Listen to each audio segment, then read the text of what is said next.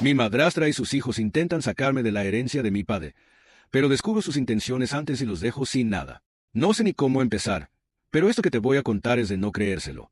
Mira, yo siempre pensé que las historias de herencias y pleitos familiares eran cosas de telenovelas, pero resulta que la realidad puede ser peor. Y siéntate, porque lo que pasa en mi familia hace que hasta los dramas de la tele se queden cortos. Mi papá, Antonio, siempre fue un hombre trabajador, de esos que empiezan desde cero y lo logran todo a punta de esfuerzo. Construyó una empresa pequeña que con el tiempo se convirtió en algo grande, respetable. Y ni creas que era uno de esos millonarios fríos. No, mi papá era cariñoso y generoso, aunque a veces un poco ingenuo. Era de esos hombres que confiaban demasiado en la gente, y a veces esa confianza lo cegaba. Y ahí es donde entra en escena ella, Graciela. Graciela es su segunda esposa. Llegó a nuestras vidas cuando yo tenía unos 17 años, con su sonrisa perfecta, sus modales impecables y ese aire de mujer que lo sabe todo. Al principio, intenté llevarme bien con ella, por mi papá. Pensé, bueno, si él está feliz, yo también. Pero ay, amiga, qué ilusa fui. Esa mujer siempre tuvo una manera tan sutil de hacerme sentir como si yo estuviera de más en mi propia casa. Cositas pequeñas al principio, comentarios sobre cómo me vestía. Ay, Diego, ¿no crees que podrías lucir más profesional? Como hablaba, esa manera tan informal no es muy elegante, o como mi cuarto podía estar más ordenado. Y yo, por amor a mi papá, me tragaba todo. Y ni hablar de sus dos adorables hijos, Fabián y Laura, ambos mayores que yo y con un talento innato para el arte del quedar bien. Con mi papá eran la dulzura hecha persona, ayudándolo, mimándolo, riéndole todas las gracias.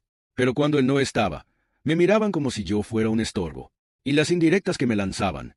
Oye, Diego, ¿no crees que ya deberías independizarte? Digo, para no seguir siendo una carga para tu papá. Carga, dijeron, como si yo no fuera el hijo biológico, y ellos unos intrusos con aires de grandeza. Lo peor era cómo manipulaban cada situación a su favor, como si estuvieran siempre jugando al ajedrez y yo fuera una simple pieza en su tablero. Pero lo peor vino cuando mi papá empezó a enfermarse. Nada grave al principio, solo achaques de la edad, pero luego las cosas se pusieron serias. La empresa que había construido con tanto esfuerzo quedó en pausa, mientras él intentaba enfocarse en su salud. Graciela, por supuesto, se convirtió en su ángel de la guarda, o eso quería que todos pensáramos, cuidándolo y tomando las riendas de todo. No te preocupes, Diego, me decía siempre con esa voz melosa que me sacaba de quicio. Nosotros lo tenemos todo bajo control. Yo intenté ayudar, intenté estar ahí, pero siempre me encontraba con una pared. Era como si hubieran levantado un muro entre mi papá y yo, y cada vez me costaba más llegar a él. Hasta que un día, revisando unos papeles en su despacho mientras buscaba unos documentos que él me había pedido, me encontré algo que me heló la sangre, un borrador de testamento. Y en él, la mayor parte de los bienes no iban para mí, sino para Graciela y sus hijos. Ni una palabra al respecto para mí. Mi nombre apenas aparecía, y lo que me dejaba era tan simbólico que era como si ni siquiera estuviera ahí. En ese momento lo entendí todo. Las sonrisas falsas, los comentarios pasivo-agresivos, el intento constante de mantenerme alejado de mi papá. Ellos estaban armando todo un teatro para quedarse con lo que no les pertenecía. No dormí esa noche. Mi mente iba a 1000 por hora, repasando cada momento, cada detalle que había pasado por alto. ¿Cómo no me di cuenta antes? Cada palabra amable de Graciela, cada gesto sincero de Fabián y Laura, todo había sido parte de un plan. Lo peor es que mi papá ni siquiera estaba al tanto de todo esto. Estoy seguro de que Graciela manipuló cada palabra, cada decisión, aprovechándose de su confianza ciega en ella.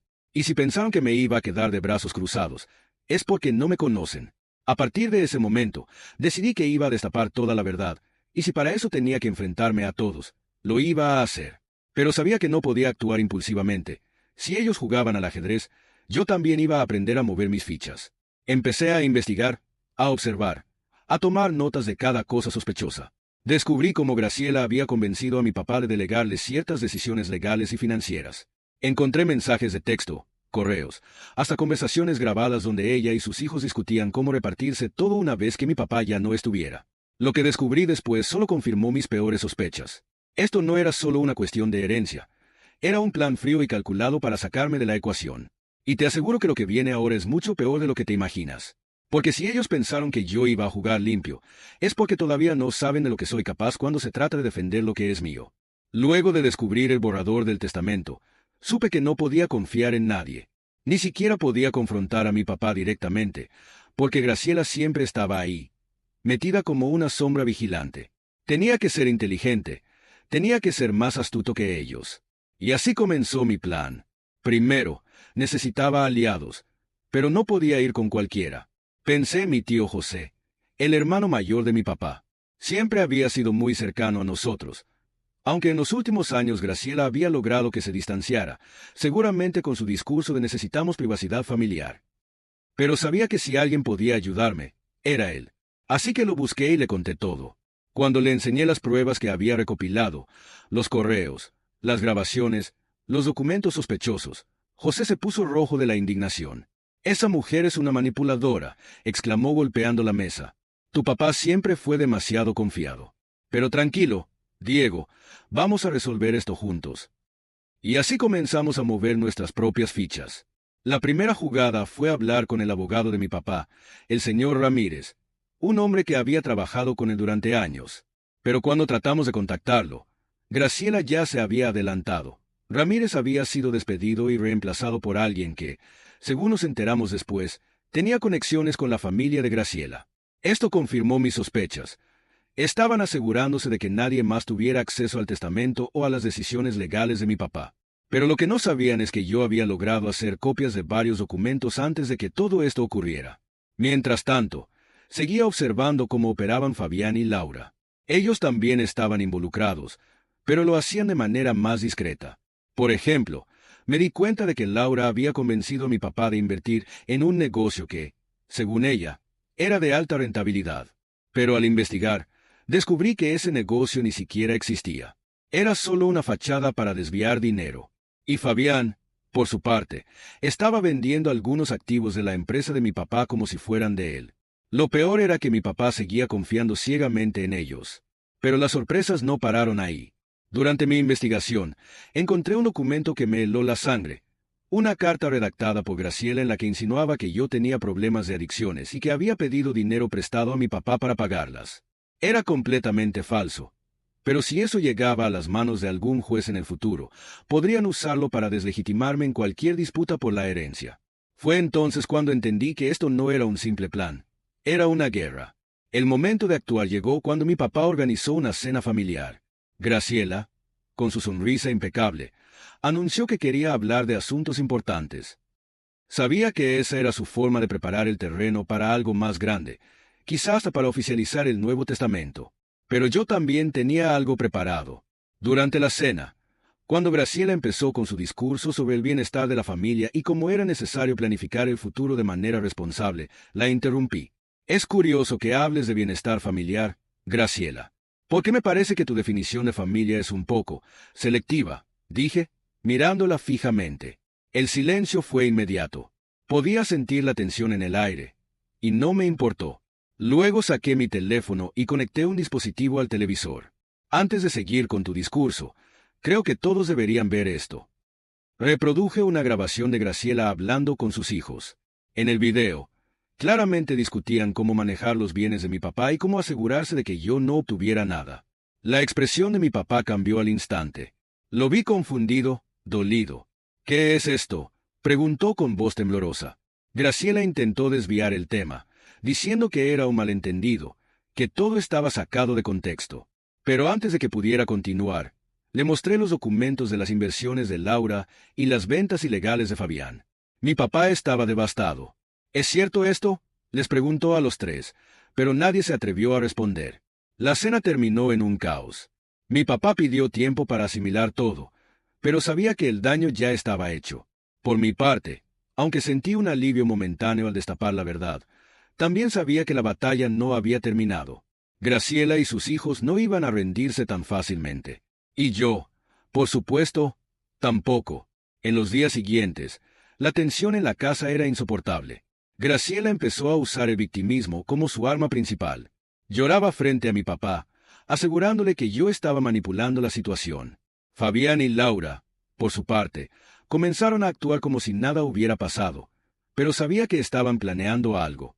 Entonces decidí dar el siguiente paso, asegurarme de que el testamento de mi papá se mantuviera protegido. Con la ayuda de mi tío José, convencimos a mi papá de reunirse con un notario independiente para revisar todos sus documentos legales. Al principio, se mostró reacio, probablemente influenciado por las palabras de Graciela, pero finalmente accedió. Durante esa reunión, descubrimos más irregularidades, firmas falsificadas en algunos documentos y cambios sospechosos en otros. Mi papá estaba cada vez más desconcertado, pero al menos comenzó a entender la magnitud de lo que estaba ocurriendo. Mientras tanto, yo seguía recopilando pruebas. Contraté a un investigador privado para que rastreara las actividades de Fabián y Laura. Lo que descubrió fue aún más impactante. No solo estaban desviando dinero, sino que también habían intentado registrar algunas propiedades de mi papá a nombre de una empresa fantasma que ellos controlaban. Cuando le mostré esto a mi papá, fue la gota que colmó el vaso. «No puedo creer que me hayan traicionado de esta manera», dijo con lágrimas en los ojos.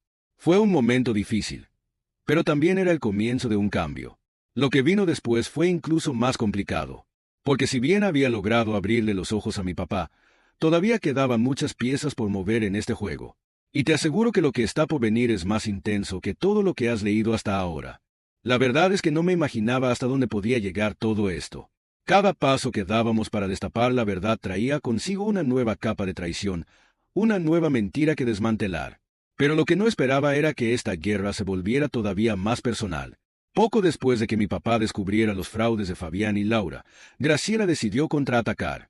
Contrató a un abogado que, con toda la prepotencia del mundo, envió una carta legal amenazando con demandarme por difamación y manipulación emocional hacia mi papá. ¿Te imaginas? A mí, su víctima, intentando pintarme como el villano de la historia. Pero, para ser sincero, esa carta no me sorprendió. Era un intento desesperado por ganar tiempo. Lo que sí me tomó por sorpresa fue cuando mi papá empezó a dudar nuevamente. Graciela lo presionaba constantemente. Sus hijos lo llamaban llorando y asegurando que todo era una confusión. Yo podía verlo tambaleándose entre la culpa y la razón. No era fácil para él aceptar que las personas en las que había confiado durante años lo habían traicionado de esa manera. Fue entonces cuando decidí que tenía que dar el golpe final. Me reuní con el investigador privado y le pedí que recopilara pruebas definitivas, algo que no dejara lugar a dudas. Y vaya que las encontró. Transferencias bancarias ilegales, contratos fraudulentos y, lo más impactante, una conversación grabada en la que Graciela admitía que todo esto era parte de un plan para asegurarse el control de la herencia. Esa grabación era la pieza clave. Con todo en mano, organicé una reunión familiar. Esta vez no hubo cena ni discursos. Esto era una confrontación directa. Invitemos también a los abogados y al notario, porque quería que todo quedara documentado. Cuando reproduje la grabación frente a todos, el silencio fue ensordecedor. Podía ver cómo la cara de Graciela se descomponía. Intentó hablar, decir algo, pero nadie le creía ya. Fabián y Laura simplemente bajaron la cabeza, incapaces de defender lo indefendible. Mi papá estaba devastado. Nunca lo había visto así. Me abrazó y me pidió perdón entre lágrimas, diciendo que nunca debió haber dudado de mí. Pero también estaba furioso, y esa furia fue lo que lo llevó a tomar decisiones inmediatas. Al día siguiente, desheredó a Graciela y a sus hijos, canceló todos los contratos que había firmado bajo su influencia y los expulsó de la casa. Pensé que ahí terminaría todo, pero no. Graciela, en su desesperación, intentó interponer una demanda para reclamar parte de los bienes, argumentando que le correspondía como esposa legal. Sin embargo, las pruebas que habíamos recopilado demostraron que había actuado de mala fe, y el juez no solo desestimó su caso, sino que ordenó una investigación por fraude y otros delitos. Fue un golpe del que no se recuperó. Ahora, meses después, las cosas han vuelto a cierta normalidad. Mi papá y yo estamos reconstruyendo nuestra relación. Ha sido un proceso lento, pero siento que estamos más unidos que nunca. José, mi tío, sigue siendo un pilar importante en nuestras vidas, y siempre le estaré agradecido por su apoyo incondicional. ¿Y Graciela y sus hijos? Bueno, no he vuelto a saber de ellos. La última vez que escuché algo fue que habían tenido que vender la casa que compraron con el dinero que robaron para pagar sus deudas legales. Y aunque podría sentir compasión, la verdad es que no lo hago. Ellos eligieron este camino, y ahora están pagando las consecuencias. A veces, por las noches, pienso en todo lo que pasó. Me doy cuenta de lo mucho que cambió mi vida en tan poco tiempo. Hubo momentos en los que quise rendirme, en los que dudé de mí mismo, pero al final, la verdad prevaleció. Esto me enseñó que, aunque la vida puede ser injusta y cruel, también te da la oportunidad de luchar por lo que es correcto. Ahora miro hacia el futuro con una nueva perspectiva. Sé que hay cosas que no se pueden recuperar, como la confianza que alguna vez tuve en ciertas personas. Pero también sé que esta experiencia me hizo más fuerte, más sabio y, sobre todo, más agradecido por las personas que realmente me quieren. Y si alguna vez alguien intenta volver a jugar conmigo, bueno, ya saben lo que dicen. El que juega con fuego, tarde o temprano se quema.